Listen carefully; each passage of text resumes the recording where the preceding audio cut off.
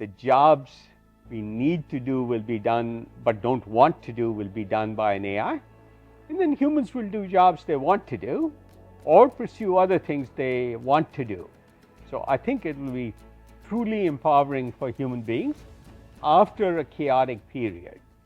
Welcome to Divot, a community for people trying to make their mark in the world, where each week I'm interviewing some of the best creatives in business, tech, sports, and entertainment to learn how they've made their mark. You can watch all the episodes on YouTube, Apple Podcasts, Spotify, X, or go to divot.org. Divot.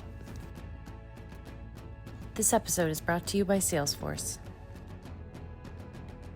Today, we're back on Sand Hill Road in Menlo Park, California. We're meeting with entrepreneur, technologist, and futurist Vinod Khosla. Vinod is the founder of Khosla Ventures.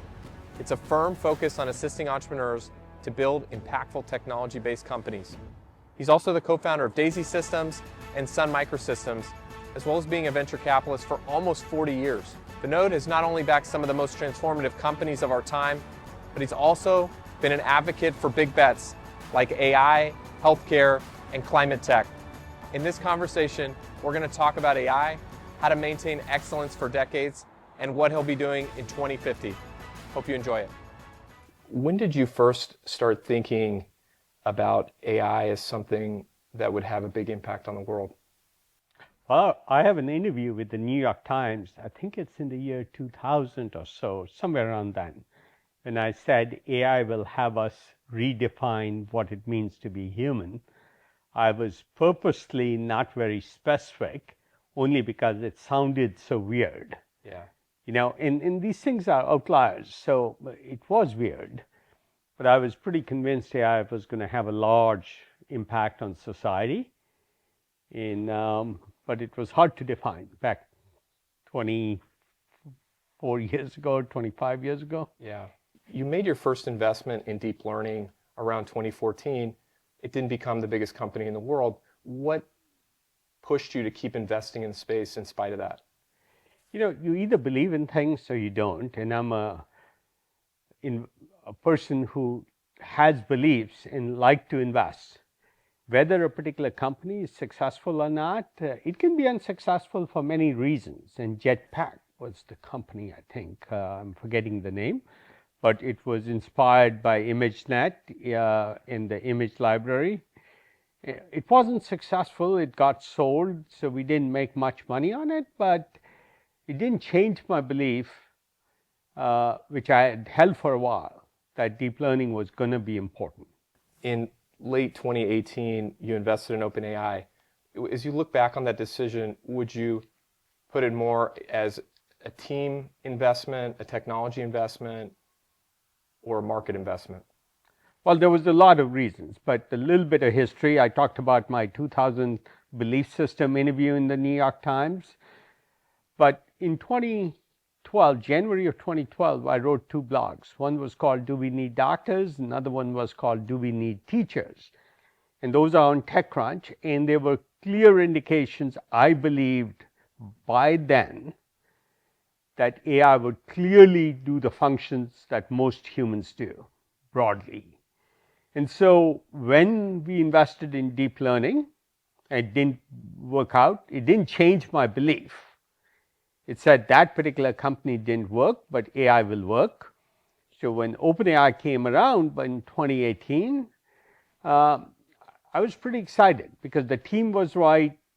It was a fast-moving entrepreneurial company, high velocity of innovation.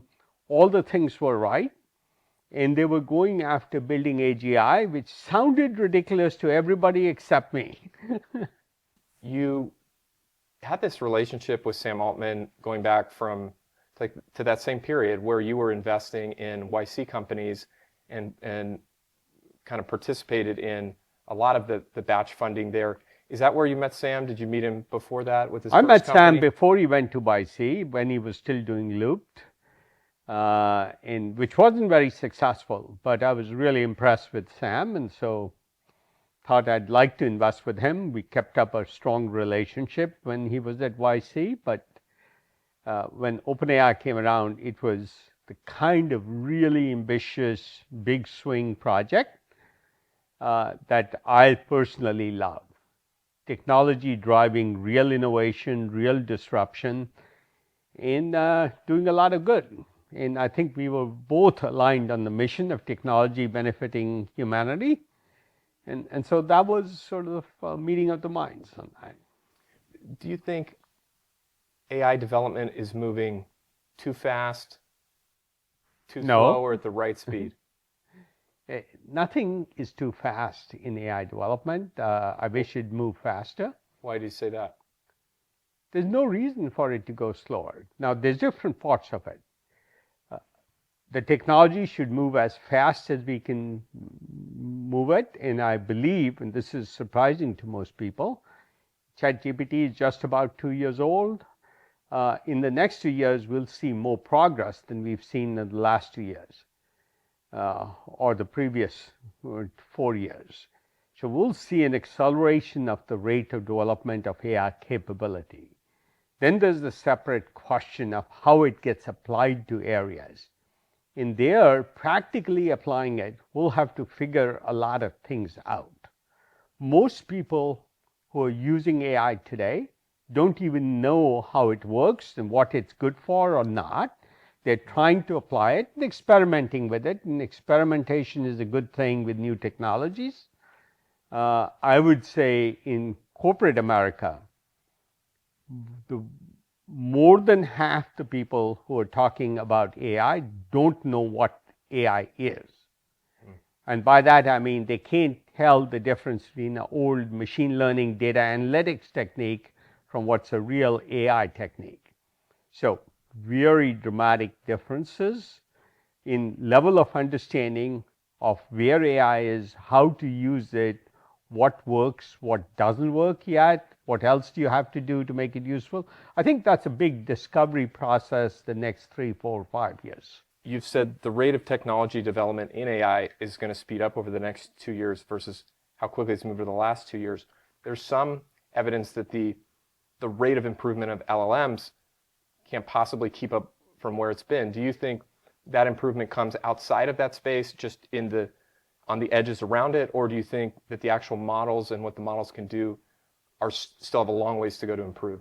So the nonsense you hear comes from the press's need for headlines. And every time somebody has a belief system, the press wants to write about something that's contrarian. Otherwise, it doesn't make good headlines. So I would ignore what the press says. They take snippets of data and report it as a major headline. The fact is, even since that particular headline started last August, September, there's been massive progress. That's not to say it's always the same technique. New things keep getting added on and will keep getting added on. So you'll see rapid acceleration in this, and I'm pretty excited about that. Does AI accelerate robotics adoption a way that we haven't seen in the past? Does it enable things that haven't been possible? Absolutely. AI, you should think of as general intelligence, and that's sort of relatively soon. Whether it's in 1 year, 2 years, or 3 years, it's not 5 or 7, which is shocking to most people. Most people don't believe it.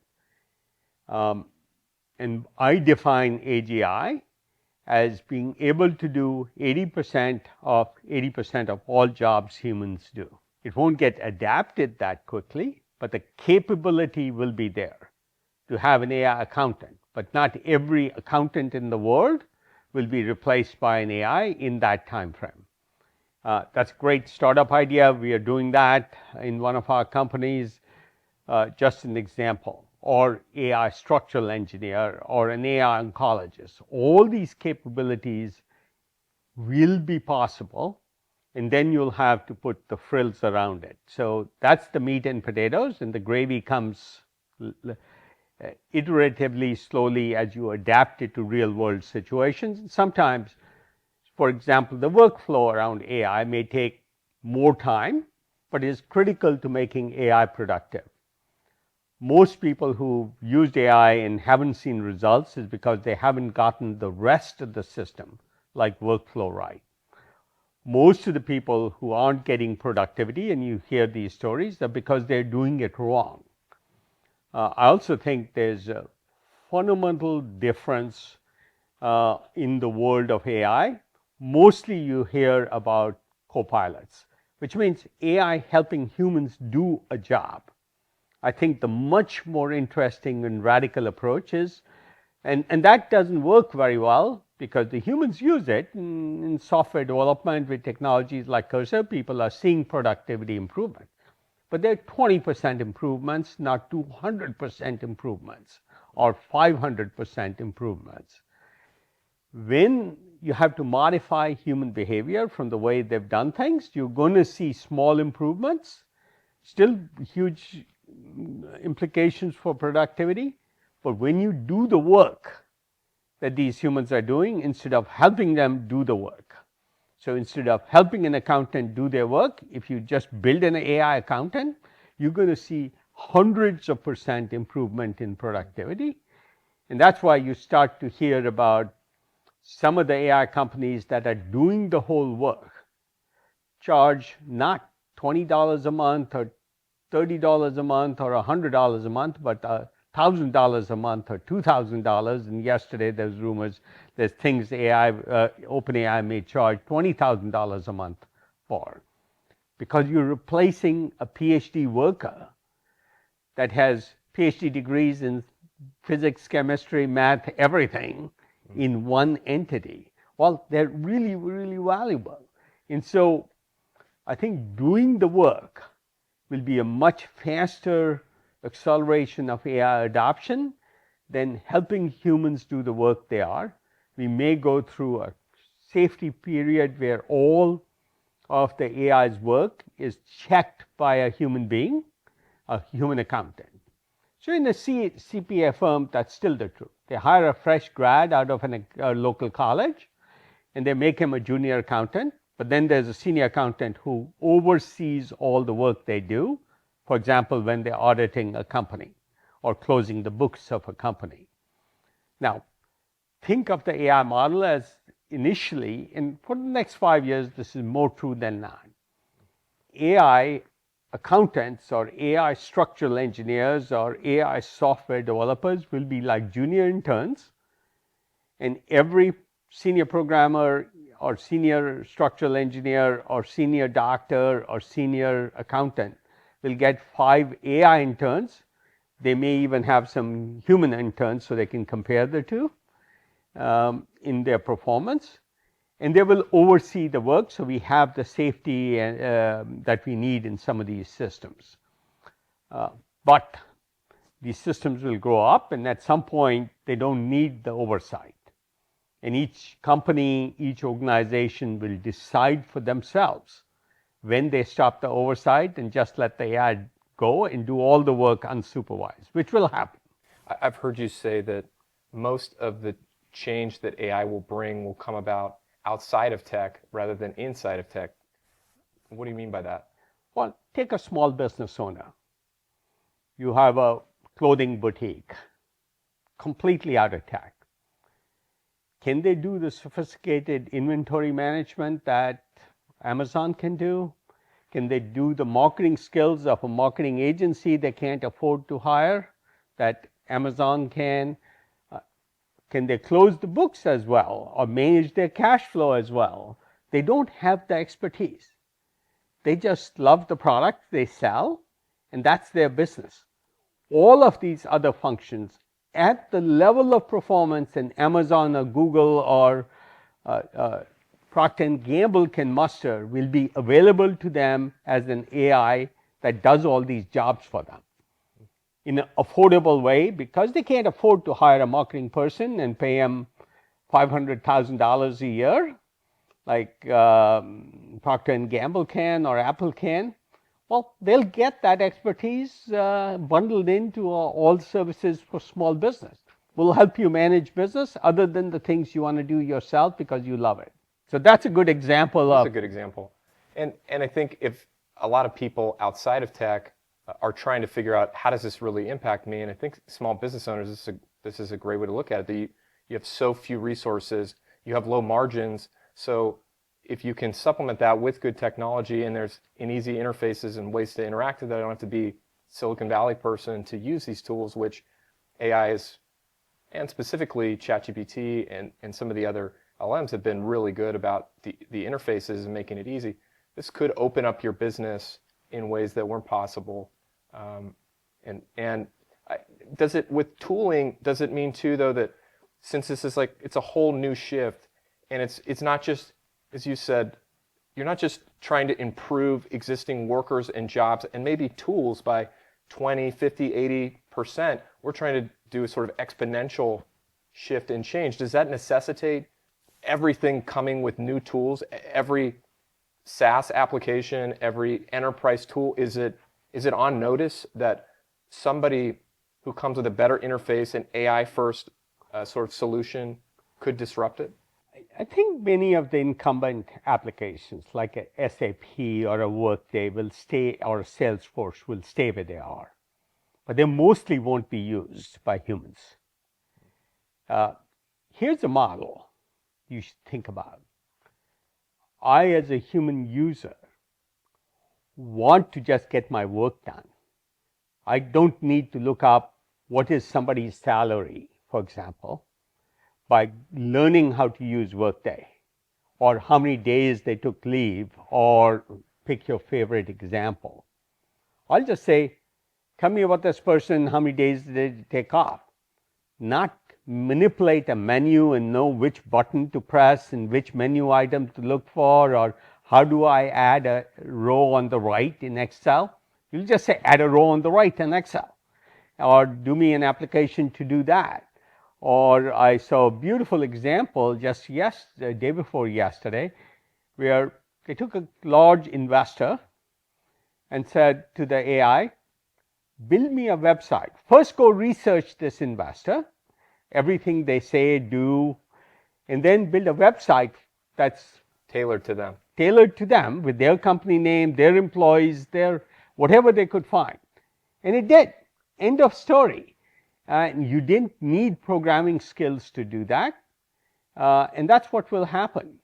And a small business owner like a boutique in Carmel that sells clothing might say, build me a beautiful website. And I don't want to talk technical. I just want a beautiful website. Here's the clothes I want to show off, and I want to change them every single day, and I want my website to evolve. And maybe even further, I have these 100 top clients, and when they come to my website, I want them to see something specific to them based on what they've seen.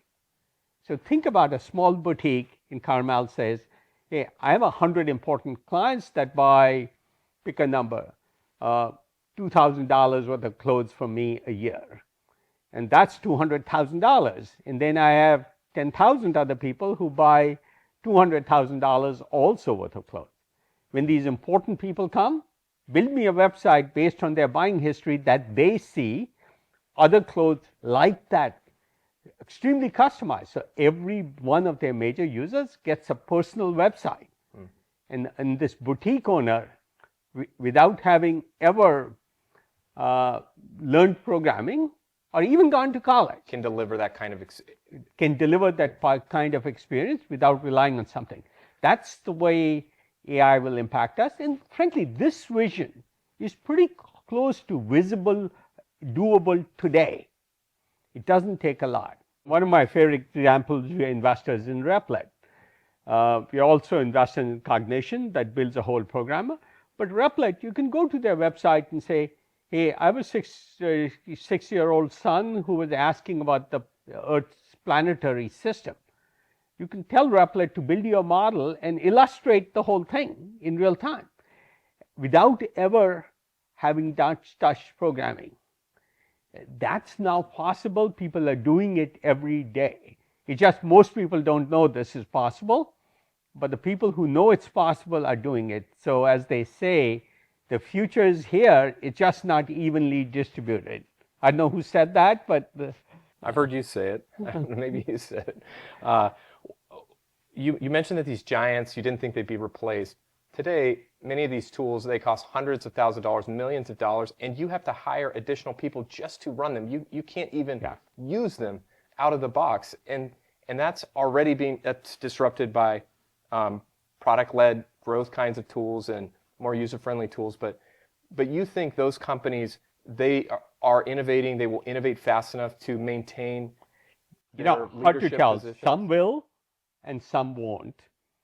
You look at old history, in any industry where there's massive change, some keep up and some don't among the incumbents. Almost always, the innovation is driven by a small company. I'm hard pressed in the 40 years of dealing with innovation and innovation only to find one example in 40 years of a large change that was driven by an incumbent or a big company or an expert. Almost always, it is some entrepreneur driving this change. And that's why entrepreneurship is such a great thing, whether it's, you look at Airbnb. Could somebody from Hyatt or Hilton have done that? Look at Uber. Could somebody from a taxi company or Hertz or Avis done that? Or take SpaceX and Rocket Lab, rocket launch companies. Could somebody from Airbus or Boeing or Lockheed have done that? Not a chance. Retailing, it wasn't done by Walmart or Target. It was done by somebody who knew nothing about retailing, Jeff Bezos. So across the board, I can't think of one large innovation, societal innovation.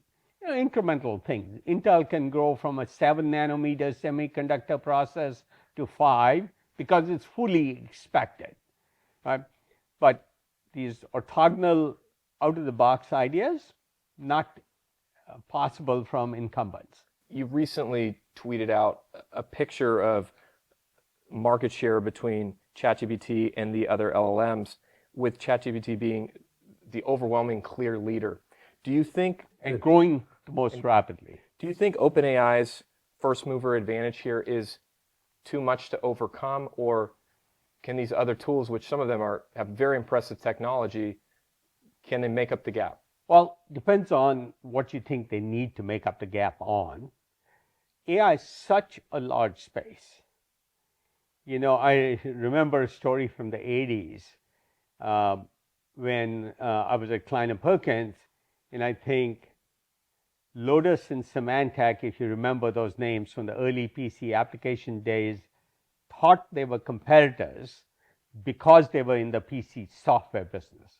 So when you put on a tunnel vision about what the PC business is in pick your favorite year, 1985 or 86, that feels like you're in the PC software business. In fact, one was in the spreadsheet business, the other was in the utilities tools business, and there were 20 other segments like that. I think AI will do the same thing. Because it's so large, there will be more than one winner. It won't be just OpenAI, but hopefully OpenAI is the biggest winner. Will AI replace the jobs that you and I are doing 20 years from now? It will be able to replace those jobs. Yeah. The first thing to remember is most jobs on this planet today, in America today, let alone the planet, are not jobs really that I'd call respectable. If you are a farm worker and have to bend over in 100-degree heat picking lettuce for 8 hours a day, 30, 40 years, or you're an assembly line worker at GM mounting a tire on a car 8 hours a day for 30, 40 years, that's servitude. It's not a job. They have to do it because they need to make a living, but it's not something we aspire for in humanity. So I do think the jobs we need to do will be done, but don't want to do will be done by an AI. And then humans will do jobs they want to do or pursue other things they want to do. So I think it will be truly empowering for human beings after a chaotic period. Let's say one of those jobs was, your son was on the trajectory for one of those jobs, or your dad was, or maybe your grandfathers were. What do you tell these people who are on this path? What should they do now to prepare for something else? First, I think for young people, kids in school, pre-college, I would say, get as diverse in education and as diverse a set of intellectual interests as possible. And over time, decide what you love. Let me put it this way. Today, I've seen people give advice to young kids in school and say, follow your passion. And I always, if I'm there, I say, that's really bad advice. Because if that would be okay. You'd just be skiing all day. Yeah, I'd be skiing. But, this young kid, let's say they want to be an artist. The chances are 95% they'll also be doing a restaurant job, serving tables in addition. Yeah, 5% of the artists will make a living in art. 95% will be doing it and struggling with it and having a side job like a restaurant or other things. In the new world, that will become good advice. Then you can follow your passion and you'll be able to make very explicit trade-offs. So I'm excited about that because it will truly free up humanity to be human beings as opposed to just trying to service their mortgage or their car loan or just survive, which is more than 50% of the people in the US today that are working. What was more difficult to get into, the Indian Institute of Technology, Carnegie Mellon, or Stanford? Oh, the Indian Institute of Technology by a mile. How come? Because it's a national exam you have to compete in, and I hear the latest numbers are like it's much lower percentage that get into the IITs in India than get into MIT by a long shot. It's 5 times easier to get into MIT than into the IITs. Do you sometimes wake up from nightmares of thinking about the exam from when you were, a teenager? I don't quite remember that far back. When did you decide that you wanted to build your career in the United States? Well, I was very clear I wanted to start a company after reading stories of Andy Grove starting Intel in this country. Andy was a Hungarian immigrant who came to this country, started Intel, and I said, whoa, isn't that cool? And tech is cool. So it'd be great to be an entrepreneur, and fell in love probably at age 16 with the idea of starting a company. Once I had that and I looked at the environment in India, I said the only place in the 1970s I could start a company was in Silicon Valley. It just wasn't an accepted thing in any other part of the world, and there was no mecca for entrepreneurs than Silicon Valley. You started 2 major companies here in the Valley, Daisy Systems and Sun Microsystems. Do you remember, I've heard a little bit about Sun Microsystems' early growth rates and revenue. Do you remember how fast it was growing in the early days? In early 1980s dollars, I think the very first year, because the hacks we did, I think we sold like 7 or 8 million in those dollars, which would be like 7, 8 times that today. Like that's pretty phenomenal for first year sales. The second year was about 38 million. And the third year, if I'm remembering right, I could be wrong, was well over 100 million.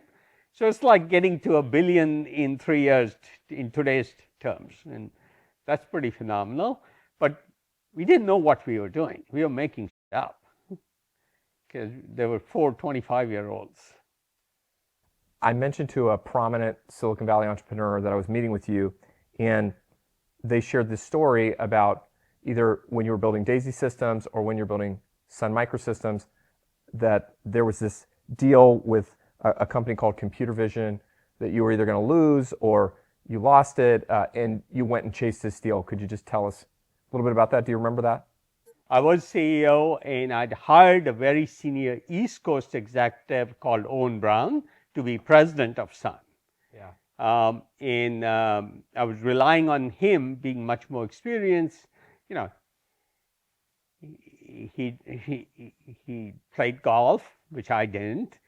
He'd have martinis for lunch with business guests. The usual East Coast establishment thingy. I thought he'd close the account. And I didn't know much about, in the early 80s, if you had an Indian accent, and if you were young and people didn't take you seriously, and you could barely wear a suit and your cheap suits, and wasn't really accepted that a CEO of a large company would do business with you. So I'd sent him, and of course, we didn't almost lose the account, we lost the account. We were formally informed the account was lost, and that's when I jumped in and said, I'm taking this over. No experience in selling or anything, but I decided to go solve the problem. Long story of how we did. I won't go into that here, but happy to. I think there's a whole Harvard Business School case written on this particular incident. These are the kinds of things that you did as a builder, as a creator, as an entrepreneur. Do you have these same expectations of the people that you fund and invest in, that they do these kinds of things? So essentially, I was too naive to know what was not possible. And that was a huge advantage for me. I just didn't take no for an answer. So I do expect entrepreneurs today to be as persistent, as resilient, lots of ups and downs, and just power through them. There's no mental health support needed. You just power through these things, which is what I did. Frankly, I didn't know anybody else in this country very much. Like, I didn't have family or support or anything. Like, I had nobody to talk to. I've never had a mentor. And I just powered through things and didn't have the luxury of commiserating with anybody or with myself. You powered through it, and really great entrepreneurs do that, even today. When you got here and you didn't know anybody, was that terrifying, scary? Did you think about going back? No, going back never. The boats were burned, you couldn't return? Well, I was where I wanted to be, doing what I wanted to do, which is start tech companies. Yeah. And so I was, even in the worst of times, I was always just so focused on my goal, I didn't think about anything else. In fact, there's a presentation I did in 1986 that's still on our website. Today it's in PowerPoint, but there was no PowerPoint back then. It was done on overhead projectors. Most people don't know what I'm talking about, but these are acetate files. You put light through and shown it through a lens on the screen. It's amazing. I have to explain what a projector was back then. It was a completely mechanical device with a light and a lens. That was the only two things you needed. But this presentation is called the Entrepreneurial Roller Coaster, and the tagline is where the highs are high and the lows are low. And every entrepreneur today has to go through the same highs and lows. The lows are really depressing, and those who give up will surely fail. And those who don't give up and keep trying have a good chance at succeeding. In fact, it's funny, my son's an entrepreneur, and he just sent me a text. I should pull it out, but he saw this quote which said, you should never stop trying, because you don't fail till you stop trying. But if you stop trying, you've then definitively failed. And he said, this sounds like something Dad would say. He sent it to my wife. I do think that's a pretty key characteristic of entrepreneurs. Though there is a time, it's a more nuanced answer to know when to give up. Yeah. There's a quote of yours that I've had hanging on my office wall for almost 15 years, and it's that success matters and failure is inconsequential. Yeah. And sometimes I think about it. I've read it so many times, and yet when failure comes, it's so painful. It's almost like it's so easy to say that, and it's so hard to live it and internalize it. It is hard to live, This is the lows of entrepreneurship that I'm talking about on this presentation, which I later transferred to PowerPoint. But I'll make the following contention. You mentioned I started Daisy. You mentioned I started Sun. Do you know what else I started? Tell me. Nobody ever knows what I started. Myself and Scott McNeely, before we started Sun, 3 months before, also started a company in San Jose called the Data Dump. Okay? But nobody knows that. Everybody remembers Daisy and Sun. And that's why I say failure doesn't matter. If you're resilient to it, success matters. And that quote came exactly from this experience. Like, nobody remembers I did the data dump and failed at it. You know, life wasn't all rosy. You've managed to stay at sort of the top of your field through multiple cycles, multiple iterations. You're on the Midas list. You know, early in your investor career, you're still at the top of that list today. How have you been able to continue to evolve and change yourself? So, you know, I just turned 70. Happy birthday. That was January, but thank you. You know, I feel like I have 25 more years of work to do. If I follow Warren Buffett's example, he's 94 now. So he's my inspiration. And my dad was very active and moving around at 95. So hopefully I have the right genes. Right genetics. But two things I would say.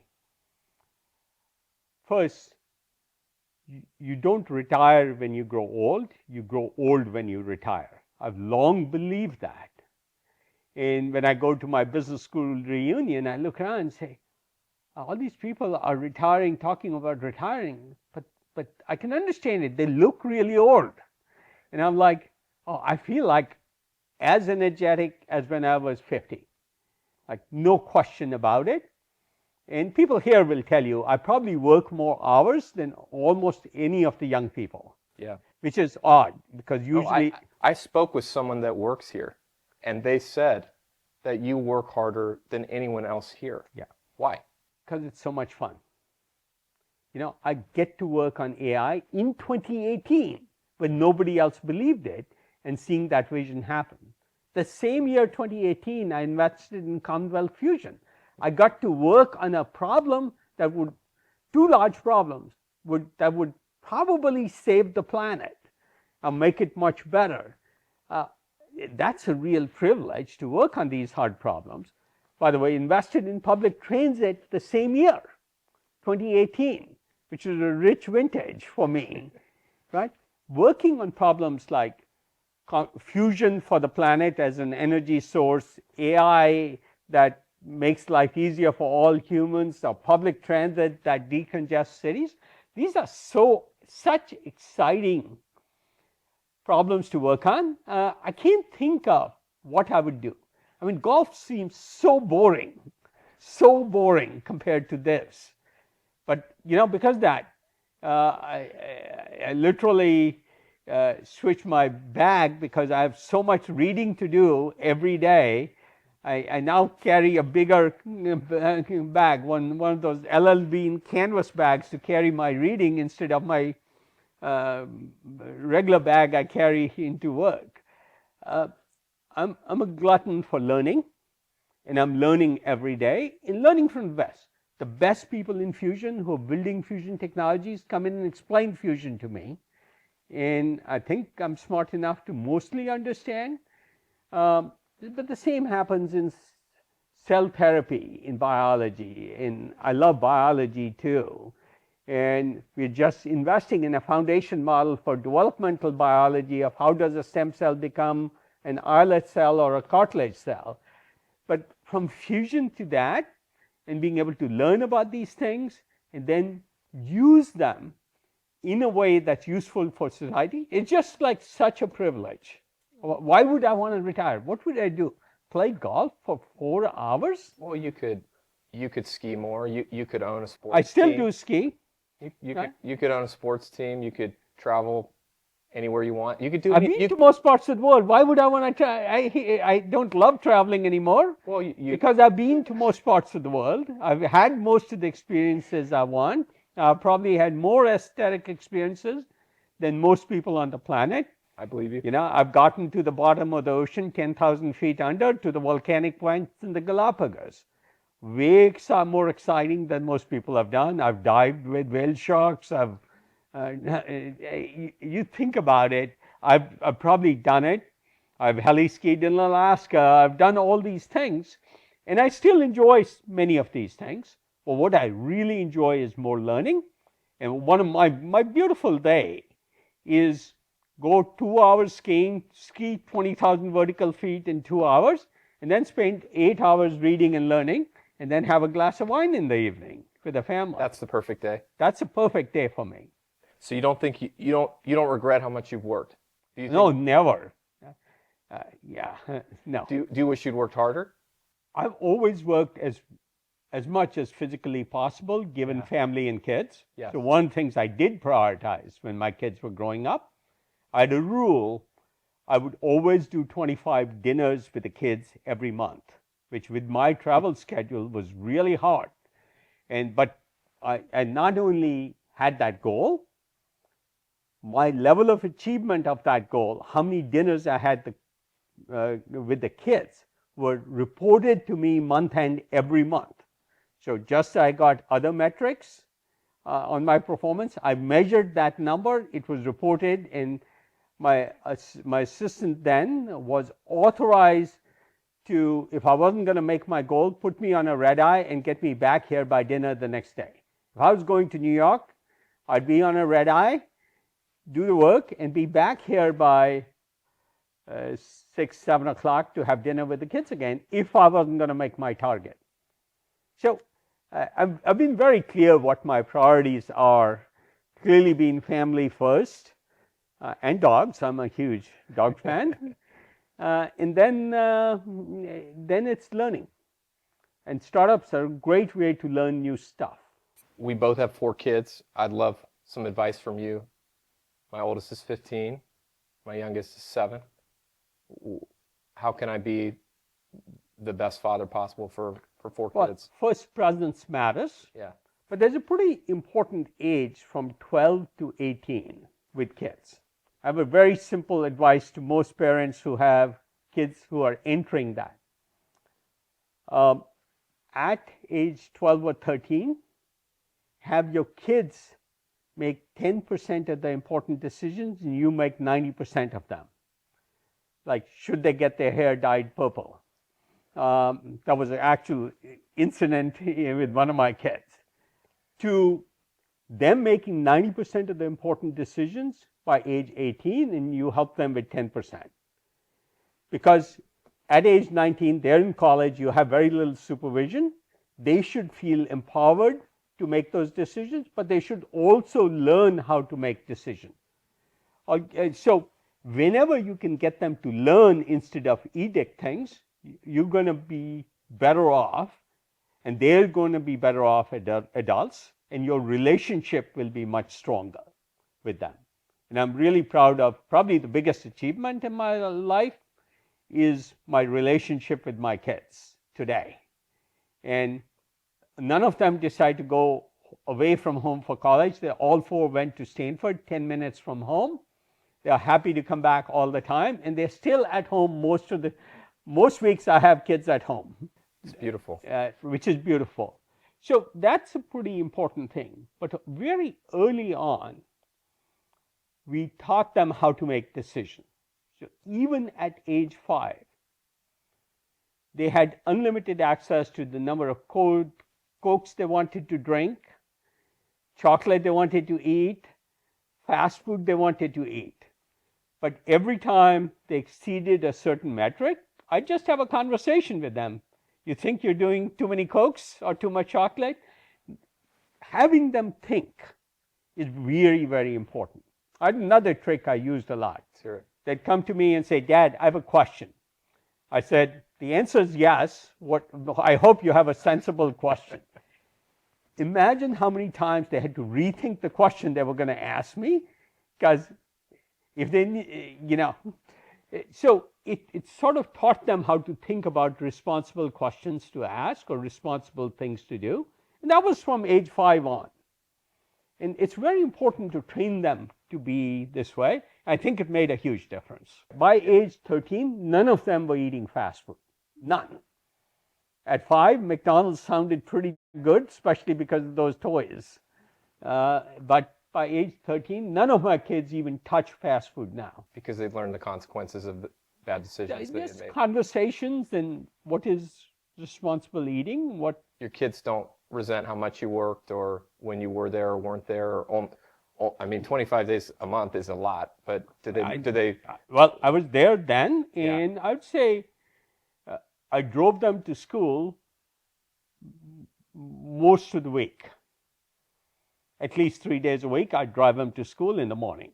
So I was there for them, and I deprioritized work during that phase, especially those critical years. I've only been married 18 years. You've been married 50. What advice would you have for me? I started dating when we were both 16, 55 years ago. Yeah. 54, 55 years ago. And I think I've been lucky because one party, especially with the person with the intensity I have, has to be much more tolerant, and I was very lucky my wife was tolerant. Pick the right person. I'll credit her, not me. I was totally unreasonable at times. If you look back at these different stages, how do you think people looked at you when you were a founder versus how they look at you now versus how you think they'll look at you or you hope they look at you in the future? Well, I think I would say, let's start with now. There's parts of my life that are hugely consistent. So I've been with my current wife for 55 years since we started dating. I've been in the same house since 1986. I haven't changed homes. My kids all were born there. They all grew up there. They still have their rooms. They all come back to their rooms. There's like extreme consistency there. I would say they all say we have a great relationship, and I still prioritize them needing my time. So there's that. And then the rest of my life, which startup I work on has so many ups and downs in our portfolio of companies, it's like highly variable. Even the area I'm working on changes every 3 or 4 years, pretty dramatically. So there's no consistency on one half, but there's consistency where it matters. And I think that's a good role model for kids, but also it's been hugely satisfying. I was 30 when I decided to build the house I wanted to live in. Fortunately, I was well off enough to build the house I wanted to live in my whole age. And I wrote up a spec of what I wanted in my 30s, my 40s, my 50s, my 60s, my 70s, like an engineering product spec, and built a house to that spec. I actually was short-sighted and didn't think about my 80s and 90s, or hopefully 100. But it's all worked out really well. Look, none of this is super foresight. It's a lot of luck, but a couple of things, which is you're internally focused and know what you want and like, and stick with it. Most people are driven by what others expect of them. I would urge people, if they want to be happy, to be driven by what internally drives them. So don't worry about your parents wanting you to have a better title at Cisco or IBM, or pick your favorite big company, or Google. Do what you really enjoy, as long as it's making a living for your family. That was the caveat.